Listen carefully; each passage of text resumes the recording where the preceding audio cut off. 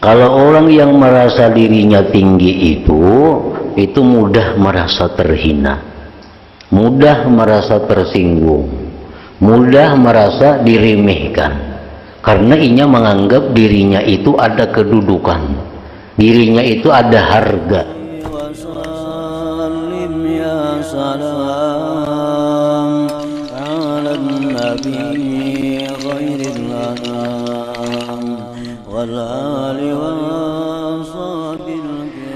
Bismillahirrahmanirrahim. Alhamdulillahirabbil alamin. Wa bihi nasta'in ala umuri dunya waddin. Wassalatu wassalamu ala asyrafil anbiya wal mursalin sayyidina Muhammadin wa ala alihi wa sahbihi ajma'in. Qala al-musannif al-imam Abu Hamid al-Ghazali rahimahullah wa nafa'ana bi ulumihi fid dharain amin. Walaqad intahal muridun li wilayatillahi ta'ala bi talabi syurutiha bi idlalin nafsi ila muntahad da'ati wal khissah hatta ruwiya anna ibnal Karanbi wa huwa ustadzul Junaid da'ahu rajulun ila ta'amin thalatha marrat thumma kana yarudduhu thumma yastad'i fayarji'u ilayhi ba'da dhalik hatta adkhalahu bil marratir rabi'ah fas'alahu an dhalik faqala qad raddat nafsi ala dhulli qad rudtu nafsi ala dhulli 20 sana hatta sarat bimanzilatil qalbi yutradu fayantaridu thumma yud'a fayurmalahu azmun faya'ud bal radattani 50 marratan thumma da'awtani ba'da dhalik la ajabtu wa anhu aidan annahu qala nazaltu fi mahillatin fa'uridtu fiha bis-salah fatashattata ala qalbi fadakhalatul hammam wa adaltu ila thiyabin bakhirah fasaraktuha wa labistuha thumma labistu murakka'ati fawqaha wa kharajtu wa ja'altu amshi qalilan falahikuni fanaza'u murakka'ati wa akhadhu thiyaba وصفعوني وأوجعوني ضربا فصرت بعد ذلك أعرف بلس الحمام فسكنت نفسي إلى آخره. Makna kalam Imam Al-Ghazali rahimahullah wa nafa'ana bi'ulumihi fid dharaini amin. Sungguh telah sampai para murid untuk menjadi waliullah. Sungguh telah sampai para murid untuk menjadi waliullah ta'ala pada mencari syarat-syaratnya dengan merendahkan, menghinakan diri kepada kesudahan hina dan remeh.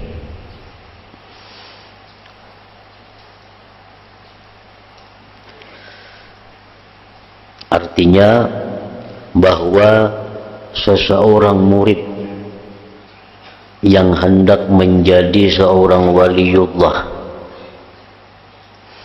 yang mana di antara syaratnya untuk menjadi waliullah itu terlebih dahulu menghinakan dirinya, merendahkan dirinya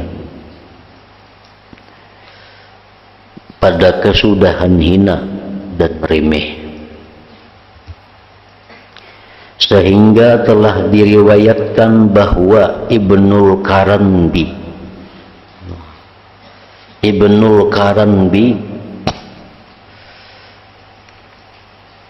yaitu guru Al-Junaid Al-Baghdadi, tentu sebelum jadi guru oleh Junaid. Artinya Ibnul Karanbi ini dalam perjalanan beliau menuju kewalian, beliau itu dahulunya waktu beliau menjadi seorang murid itu diundang makan oleh seseorang laki-laki sampai 3 kali, kemudian mengembalikannya, kemudian laki-laki itu mengajaknya lagi dan ia pun kembali lagi. sehingga masuklah pada yang keempat kalinya. Itu maksudnya Ibnul Qaranbi ini sewaktu beliau menjalani jalan kewaliannya, beliau bersangatan dalam merimihkan diri sidin sendiri, dalam menghinakan diri sidin sendiri, sehingga pernah beliau 3 kali diundang orang makan. 1 kali diundang makan, begitu sampai di rumah orang diusir orang. Padahal mengundang itu sendiri, orangnya yang mengusir. Yang kedua pulang dikiau pulang ke rumah itu, begitu parak sampai rumah diusir pulang. Yang ketiga dikiau orang pulang ke rumah, begitu sampai parak rumah diusir orang pulang. Sampai kali yang keempat diundang orang pulang ke rumah, hanya suruh orang masuk. Maka laki-laki itu bertanya kepada Ibnul Qaranbi tentang yang demikian. Kenapa jurang pian hakunnya? Jar sinang mengundang nih, pian hakunnya datang ke undangan ulun. Pertama ulun undang, begitu pian datang ke rumah ulun tulak. Ulun undang pulang pian datang ke rumah ulun tulak. Ulun undang pulang pian ke rumah datang ulun tulak pulang. Ulun undang pulang yang keempat pian datang pulang, hanya ulun suruh masuk. Kenapa pian hakunnya macam itu? Model diulu-ulu. Ibnul Qaranbi menjawab, sungguh aku telah melatih diriku dalam kehinaan selama 20 tahun. Sehingga ia seperti anjing yang diusir, maka ia terusir. Kemudian ia dipanggil dan dilemparkan untuknya tulang, maka ia kembali. Dan jikalau kamu mengembalikan aku, mengusir aku sampai 50 kali, kemudian kamu ajak aku sesudah itu, niscaya saya perkenankan. Nah, ini artinya contoh teladan bagi orang yang ingin mencapai kewalian itu, mesti sanggup dihinakan oleh orang. Orang yang ingin mencapai kedudukan tinggi, kedudukan yang mulia di sisi Allah, itu dalam perjalanannya itu pasti ada menemui hal yang demikian. Nah, di mana dia sanggup menahan diri bagaimanapun orang merimihkan dia, sanggup menahan bagaimanapun orang menghinakan dia, karena mereka sudah menganggap diri mereka itu hina terlebih dahulu. Jadi andai kata dihina akan orang, mereka tentu kada akan merasa hina lagi. Nah, orang yang merasa hina itu orang yang merasa dirinya tinggi. Nah, orang yang merasa dirinya tinggi. Kalau orang yang merasa dirinya tinggi itu mudah merasa terhina, mudah merasa tersinggung, mudah merasa diremehkan, karena ia menganggap dirinya itu ada kedudukan, dirinya itu ada harga diri. Padahal untuk menjadi kekasih Allah, seseorang itu harus menghilangkan harga dirinya itu, supaya dirinya itu jangan ada lagi berharga. Yang berharga itu hanya satu, adalah Allah Subhanahu wa ta'ala. Selama kita menganggap ada selain Allah yang berharga, maka kita kada akan bisa mencapai kewalian itu. Apakah manusiakah, bendakah, barang apapun, hatta diri sendiri, bila masih kita anggap bahwa itu punya harga, kita akan bisa mencapai derajat wilayah, derajat kewalian. Nah, jadi dalam perjalanannya seorang itu menjadi waliullah, inya sudah pasti melalui jalan di mana dia itu dihinakan orang, di mana dia itu diremehkan orang. Bila mana dia sabar menghadapi demikian, nah dia akan mencapai, akan naik ke tingkatan yang berikutnya itu. Itu salah satu di antara 4 ujian, kan ada dikisahkan dulu.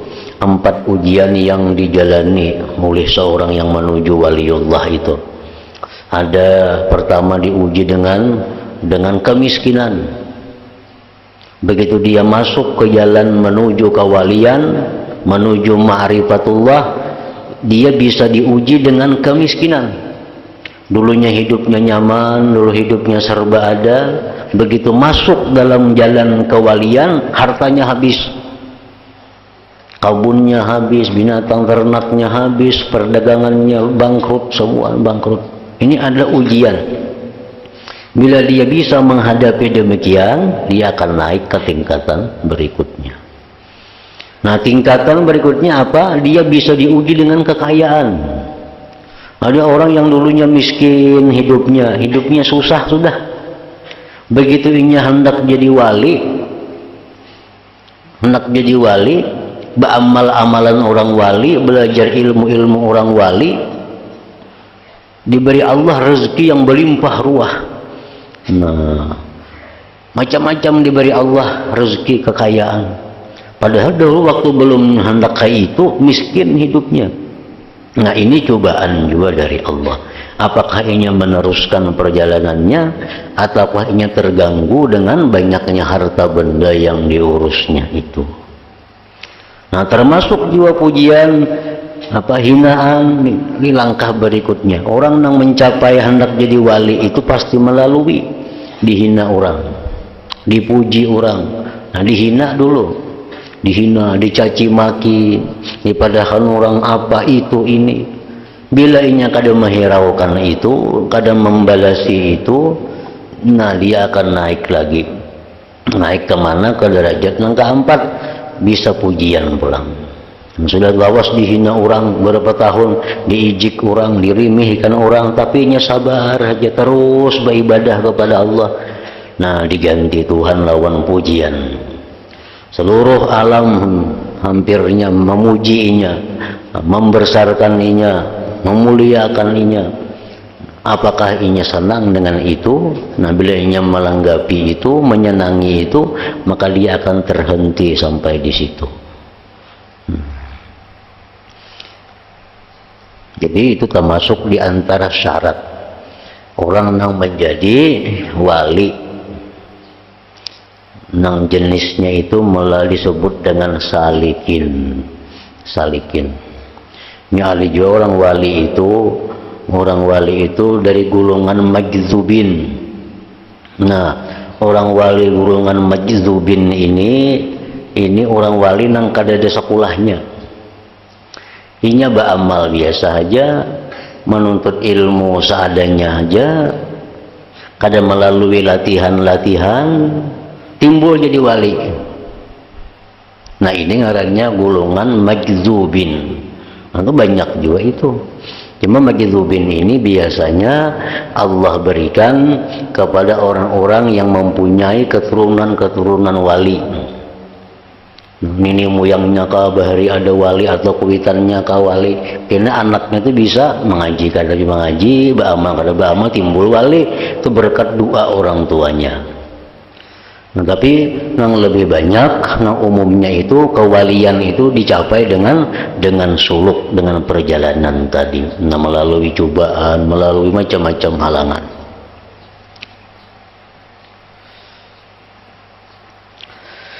Dari Ibnul Karambi pula, Karambi, kapra nun ba.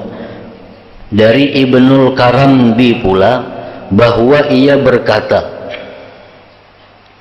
saya bertempat tinggal di suatu tempat, maka saya terkenal di tempat itu sebagai orang saleh. Nah, beliau berdiam di situ, dipadahkan orang, dianggap orang sejentuh orang yang saleh. Maka kacaulah pikiran hatiku, dipadahkan orang saleh aku ini terganggu, karena datang orang berhilang, datang orang mencari, dipadahkan orang saleh. Maka beliau masih dalam perjalanan, dalam suluk artinya. Kemudian ujar Zidin, saya masuk kamar mandi, hammam do pemandian orang banyak. Jadi hammam itu biasanya satu tempat nang didindingi dengan dinding, misal luasnya 10 kali 10 meter, ruangannya didinding dengan dinding. Nah di situ ada WC, di situ ada kolam, tempat orang mandi. Nah, itu ngarannya hammam. Saya tengok di kamar-kamar mandi itu ada pakaian-pakaian yang megah, pakaian yang larang, yang mahal. Lalu di sini kucuri pakaian itu, kucuntan. Kemudian saya keluar dari kamar mandi itu dan berjalan dengan pelan-pelan, begimit berjalan, supaya orang melihat nih pada aku pakai baju cuntanan, kayak itu maksudnya. Ini berjalan begimit-gimit. Maka orang banyak mengikutiku dari belakang dan mereka menarik pakaianku yang bertambal, lalu mereka mengambil pakaian-pakaian yang megah itu. Mereka menampiling dan menyakitiku dengan pukulan. Maka jadilah saya sesudah itu terkenal dengan pencuri di kamar mandi. Nah, kejadian itu lalu aku dikenal orang punang maling di kamar mandi itu kajur. Nah sudah dikenal orang jadi maling, lalu orang kada lagi menghiraukan sidin. Orang saruban kada diundang orang lagi, orang yang beilang kada beilang lagi, orang yang bakawan kada mengawani lagi. Lalu di sidin maka tenanglah jiwaku. Nah kada ada lagi nama mengganggu dalam perjalanan sidin beribadah menuju kepada Allah Subhanahu wa taala.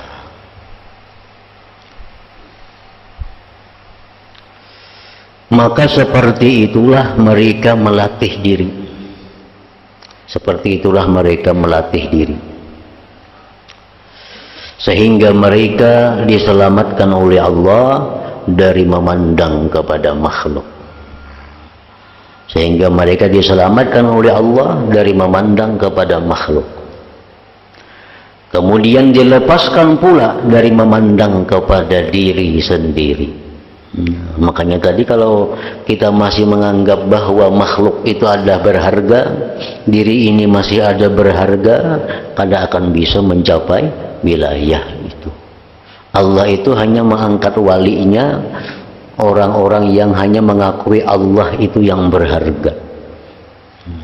Allah hanya mengangkat walinya kepada orang-orang yang mengakui hanya Allah itu yang berharga. Nah selain daripada Allah itu kada berharga, hatta dirinya sendiri.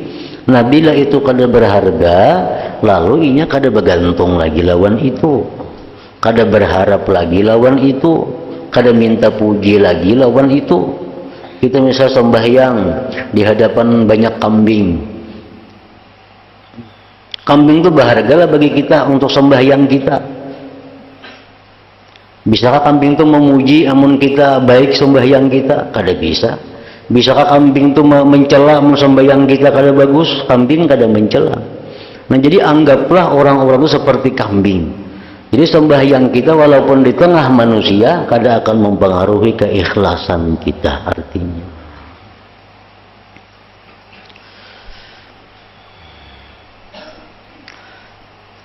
Karena orang yang memandang kepada dirinya, ia terdinding dari Allah Ta'ala.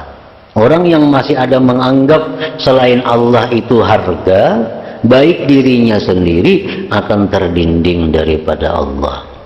Harga itu maksudnya taksir. Nah taksir itu artinya yang memberi bekas. Bila kita ada menganggap sesuatu yang masih memberi bekas selain Allah, kada akan bisa menjadi kekasih Allah. Dan kesibukannya untuk diberi sendiri itu, dan kesibukannya untuk diri sendiri itu adalah hijab baginya. Orang yang masih menganggap harga diri, nah itu hijab bagi dirinya kepada Allah. Maka sebagian manusia ini ada benar menganggap dirinya itu berharga. Sedikit-sedikit kesinggung, gimana aja harga diriku? Nah kayak larang banan itu dirinya tuh. Kalau ada salah sedikit kesinggung aja. Itu berarti larang benar dirinya itu harganya. Allah ada ketujuh orang melarang diri itu.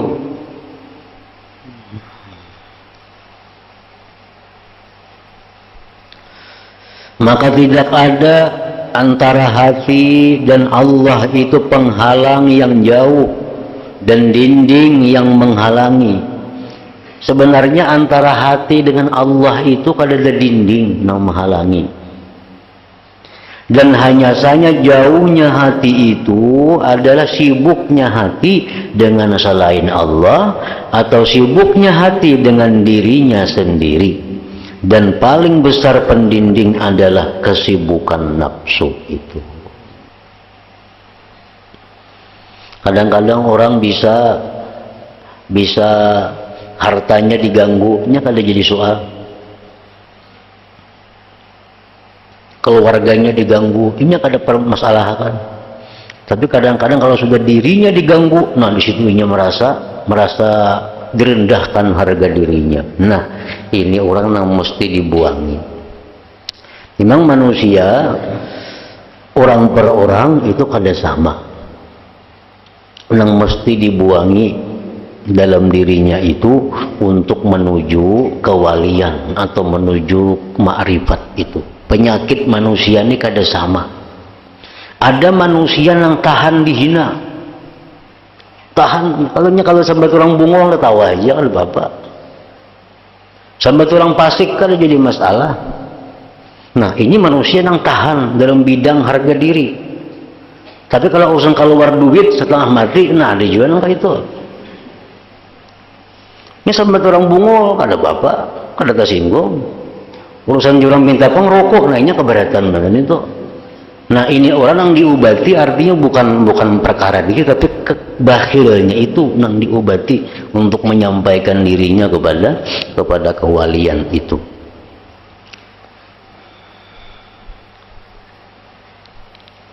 Jadi itu tergantung bisa inya sendiri yang merasakan itu, bisa guru pembimbingnya yang mengarahkannya. Jadi guru ikam urusan berlatih menghinakan diri, ikam kada perlu, ikam sudah bisa di situ menghinakan diri, ikam tahan aja sampai orang apa kada bapak.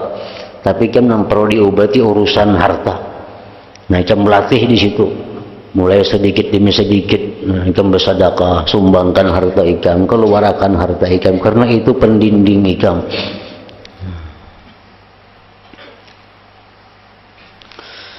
Oleh karena itulah telah diceritakan bahwa ada seorang laki-laki hadir yang tinggi kedudukannya dari orang-orang yang terpandang, dari penduduk negeri Bistam.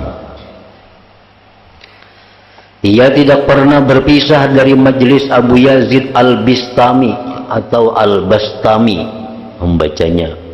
Bistami atau Bastami. Jangan Bustami. Jadi bi atau ba. Karena dalam beberapa kitab ada yang mendabitkan bi kasril ba, Bistami, ada yang bi fathil ba, Bastami. Abu Yazid Bastami atau Abu Yazid Bistami. Abu Yazid Bustami itu salah.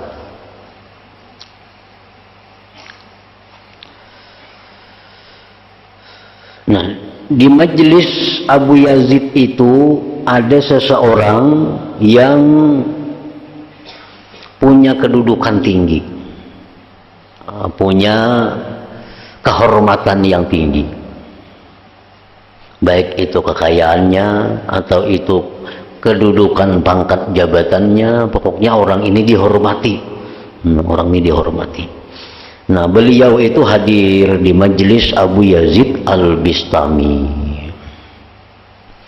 Pada suatu hari ia berkata kepada Abu Yazid, "Saya, wahai Abu Yazid, semenjak 30 tahun berpuasa setahunan, tidak pernah berbuka kecuali hari-hari nang kada boleh puasa. Puasa aja sah, tiap hari puasa. Kecuali hari tasrik yang kada puasa, hari raya. Saya melaksanakan salat malam dan tidak tidur.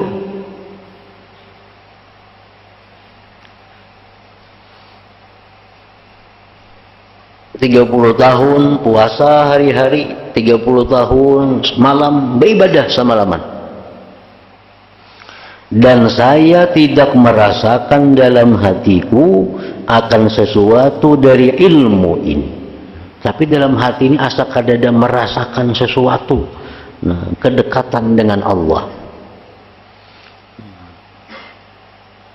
Artinya bahasa kitanya sudah beramal sekian puluh tahun, puasa tiap hari, sembahyang malam tiap hari.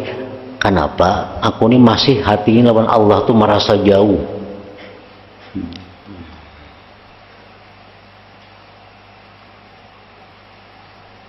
Ya, termasuk merasa jauh itu merasa masih ada harga diri. Nah, merasa masih sakit hati bila dicela orang, sakit hati bila dihina orang. Mestinya kan kada lagi tuh kalau sudah sekian tahun beribadah, 30 tahun untuk puasa hari-hari, 30 tahun sembahyang malam. Sebenarnya orang yang sudah macam itu mestinya jadi sudah. Karena taat itu kan buahnya adalah ubudiyah. Taat itu buahnya ubudiyah, kehambaan. Kehambaan itu buahnya apa? Kehinaan. Hamba itu kan hina. Nah, mestinya orang yang sudah 30 tahun taat ini mesti berbuah ubudiyah. Ubudiyahnya mestinya sudah berbuat kehinaan. Mestinya dicela orang kada marah lagi, sambati orang apa kada menghiraukan lagi. Tapi ini kenapa ulun ini masih aja dipuji orang asa suka, bila dihina orang sakit hati bisa sarik. Nah.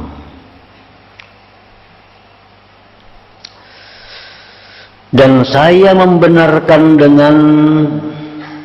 dengannya dan mencintainya. Maka Abu Yazid berkata, ujar Abu Yazid, jikalau kamu berpuasa 300 tahun dan beribadah malamnya, niscaya tidak akan kamu dapati dari ini walau seberat zarrah ikam, walaupun ikam puasa 300 tahun. Apalagi hanya 30 aja, 300 tahun ikam puasa, 300 tahun ikam beribadah, ikam kada akan mendapatkan ilmu ini, ilmu ma'rifat ini. Kan orang ma'rifat itu orang yang sudah ahrar, sudah merdeka. Orang ma'rifat itu orang yang pandangannya itu selalu memandang kepada jalal atau jamal Allah. Itu orang ma'rifat. Bila ada hal-hal yang kadang menyamankan inya, yang dipandangnya adalah jalal Allah. Bila ada hal-hal yang menyenangkan inya, yang dipandangnya adalah jamal Allah, keelukan Allah. Jadi artinya apa? Orang ma'rifat itu kalau dia disakiti dia kadang merasa terhina, kalau dia dipuji dia kadang merasa terpuji. Karena apa? Karena mereka sudah musyahadah. Kalau mereka disakiti, dicela, itu yang bertajalli adalah jalal, keagungan, kebesaran Allah. Nah, kalau mereka dipuji, disanjung, mereka menganggap bahwa Allah bertajalli dengan jamal dan keelokannya. Jadi semuaan orang ma'rifat itu kembalinya kepada Allah. Nah, kada tersinggung disakiti, kada teambung dipuji. Nah, itu orang yang sudah punya ilmu ma'rifat. Nah, si laki-laki ini 30 tahun sudah mengamalkan amalan macam-macam tanpa henti-hentinya, belum dapat lagi ilmu itu. Nah, ujar Abu Yazid, ikam jangan 30 tahun, 300 tahun kayak ikam ini kada dapat lagi itu.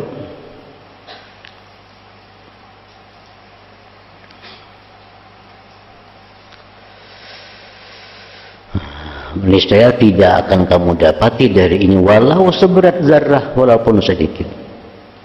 Laki-laki itu bertanya, mengapa? Napa gara? Ngalihnya pang. Abu Yazid berkata, karena kamu terdinding oleh dirimu sendiri. Bukan orang lain yang mendinding, kada. Dirimu sendiri yang mendinding. Artinya apa?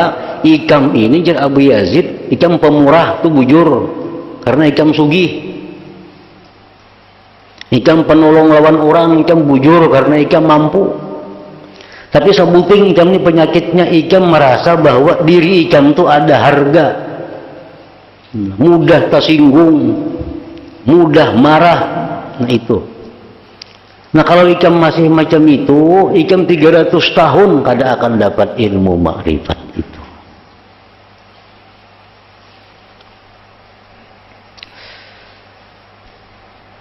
Apalagi balang kambingan.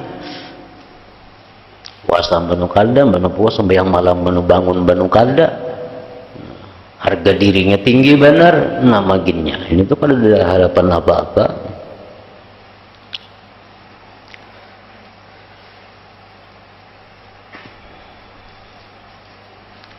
Laki-laki itu bertanya, adakah ini obatnya? Adakah obatnya? Adakah amalannya? Adakah caranya kayak apa? Menghilangi harga diri nih. Ini orang yang punya penyakit dipintang harga diri. Ini kada punya penyakit dipintang kikir, kada punya penyakit dipintang pemalar memberikan bantuan saran, kada punya penyakit dalam hal-hal lain. Penyakitnya orang ini tinggi hati.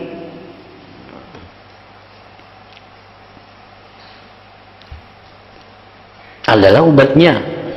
Abu Yazid menjawab, ada obatnya.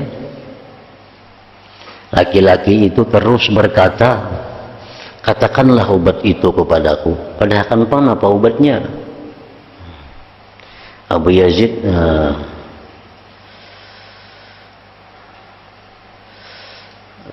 laki-laki terus berkata, katakanlah obat itu kepadaku sehingga saya mengamalkannya. Abu Yazid berkata, kamu tidak akan mau menerimanya. Jaman ku beri petunjuk, ku beri jalan, ku beri obat, kamu kada mau juga makan obatnya itu. Kamu kada sanggup, Abu Yazid. Laki-laki itu berkata, sebutkan kepadaku, apa garam obatnya supaya bisa saya mengamalkannya. Abu Yazid berkata, jar Abu Yazid, obatnya, pergilah sekarang ke tukang hias, cukurlah rambut dan janggutmu. Janggut tuh habis semua dibuangi, rambut ikan tuh gundul semua. Lepaskanlah pakaianmu ini, pakaian kebesaran, jangan dipakai lagi. Dan berpakaianlah dengan baju kurung panjang, cukup baju gamis biasa.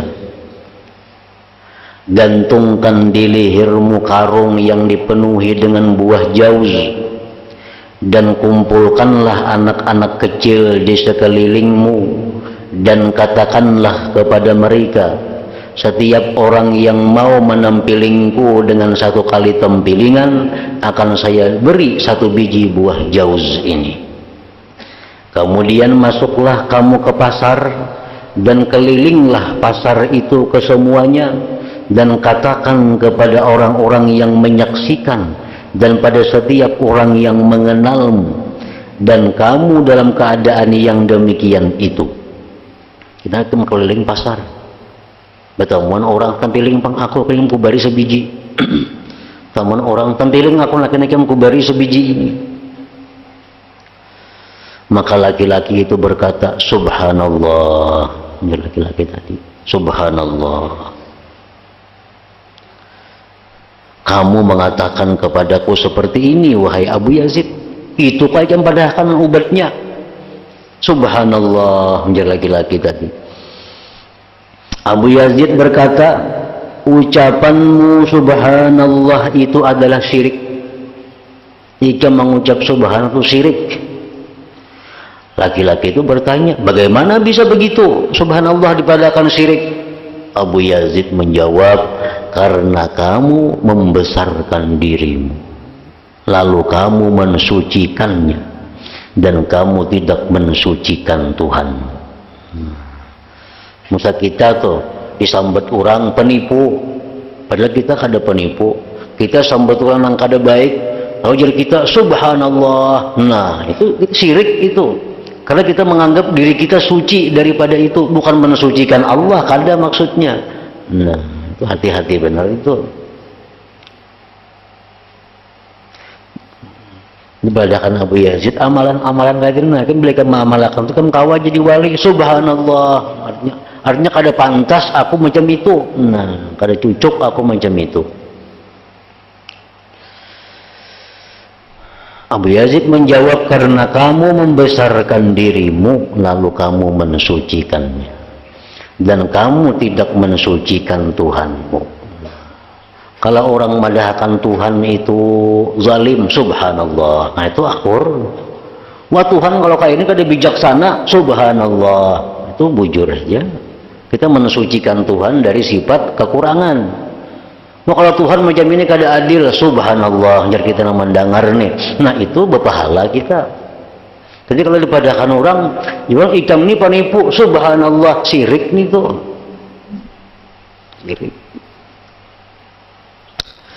Laki-laki itu berkata kepada Abu Yazid, laki-laki itu, perintahmu ini tidak bisa saya kerjakan. Kada sanggup ulun ka itu guru, kada mampu.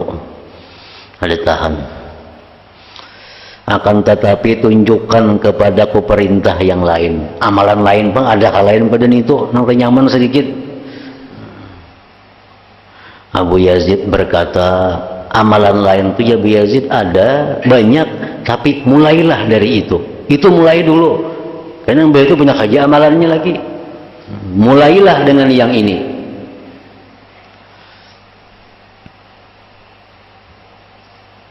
Nah, padahal orang yang macam ini nih, kalau inya bujur-bujur siap melaksanakan itu, bujurnya siap, isuk ulun melaksanakan. Walaupun belum dilaksanakannya isuk, malamnya bisa diangkat Tuhan menjadi wali. Karena Tuhan tahu kejujuran hatinya, karena Tuhan tahu kebenaran niat dalam hatinya. Mau sudah jadi wali, kada perlu kayak itu lagi. Jangan yang jarinya inggih guru. Perintah pian itu ulun laksanakan, isuk ulun mulai demikian. Nah, 100% hatinya bulat, isuk ulun melaksanakan perintah pian itu. Isuk ulun bagundul, janggut ulun buangi semuaan, sisingut ulun buangi, baju baik ulun tinggalkan, ulun keliling pasar. Isuk mulai. Kalau hatinya jujur demikian, malamnya itu ini sudah diangkat jadi wali dan kada perlu lagi isuk melaksanakan itu. Cuma dia menolak berdahulu, menolak, kada sanggup buru enang kayak itu nah, kada sanggup.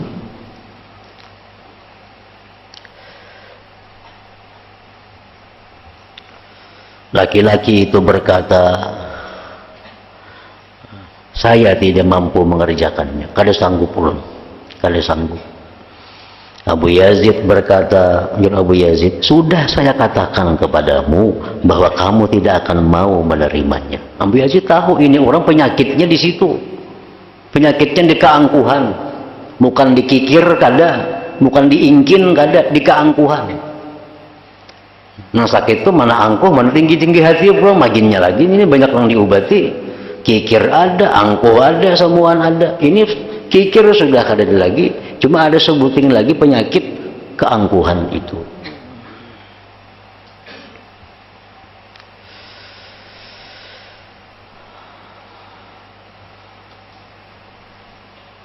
Maka ini yang disebutkan oleh Abu Yazid adalah obat untuk orang yang mempunyai penyakit memandang kepada dirinya sendiri. Dan orang yang mempunyai penyakit memandang manusia kepadanya, maka tidak menyembuhkan dari penyakit ini oleh obat apapun kecuali obat ini dan obat yang seperti ini. Kayak Syekh Abdul Wahab Asy'arani itu kan kisahnya. Si jin itu sudah tawabu, sudah rendah hati, sudah bagus, sudah dihinakan, sin kada sarik, diapakan kada sarik. Kikir sudah kada lagi, pemurah luar biasa. Cuma kada muju jadi wali lagi. Datang kepada guru Ali Al-Khawas. Dia guru Khawas kan sebutin aja aku beri amalan, mereka mengamalkan ikam wali. Nah apa guru? Isuk kena ikam buang semuaan kitab-kitab na ikam miliki itu ke laut. Maka hibak rumah bisi kitab Wahab Sya'rani ini, baik nang karangan seorang, baik karangan ulama-ulama dahulu. Bila ikam mau isok membuang kitab itu ke laut, ikam mau jadi wali. Karena guru ini tahu penyakitnya Wahab Sya'rani ini sebuting bergantung dengan kitab itu. Nah, hatinya masih bergantung dengan kitab. Karena ada masalah apa? Cari kitab anu, ada ini ambil kitab anu, periksa kitab, sedikit kitab. Nah, mestinya orang wali itu ada macam itu lagi. Mestinya segala sesuatu itu dicari pada Allah Subhanahu wa Ta'ala. Ada kitab lagi. Nah, jadi orang yang penyakitnya yang kayak ini, ya obatnya kayak ini. Maka barang siapa yang tidak mampu pada obat ini, maka tidak semestinya bahwa ia mengingkari mungkin sembuh pada hak orang yang mengobati dirinya sesudah sakit. Mun kita tuh kada mampu nang macam itu, melihat ada kawan kita nang mampu lalunya berhasil, nah jangan mengingkari kita, jangan mengingkari.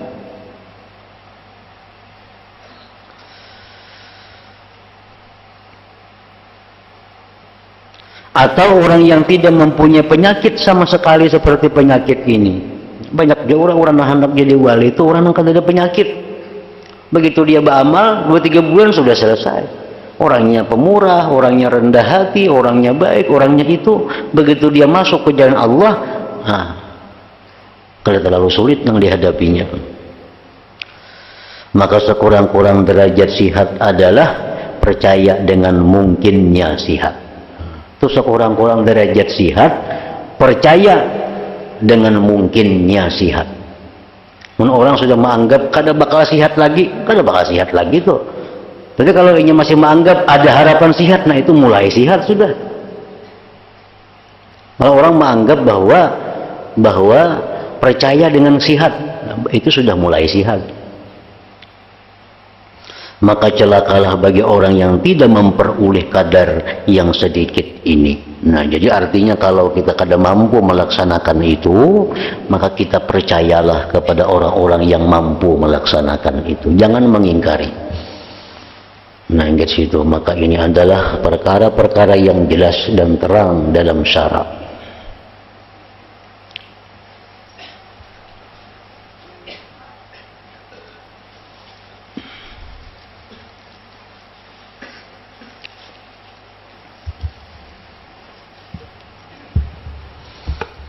أفضل ذكر فاعلم أنه لا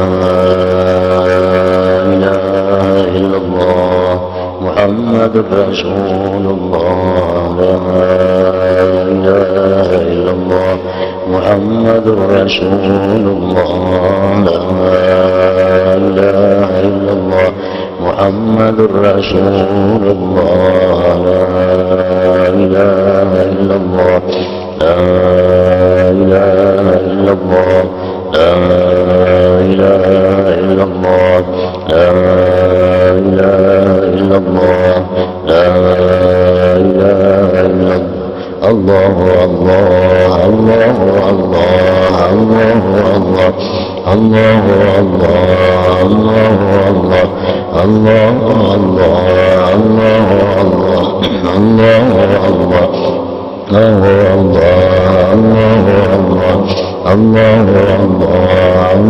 الله الله لا إله إلا الله محمد رسول الله لا إله إلا الله محمد رسول الله لا إله إلا الله محمد رسول الله لا إله إلا الله الفاتحة. إياك نعبد وإياك نستعين اهدنا الصراط المستقيم صراط الذين أنعمت عليهم غير المغضوب عليهم ولا الضالين. ويا أيها الراجون منه شفاعة صلوا عليه وسلموا تسليما اللهم صل وسلم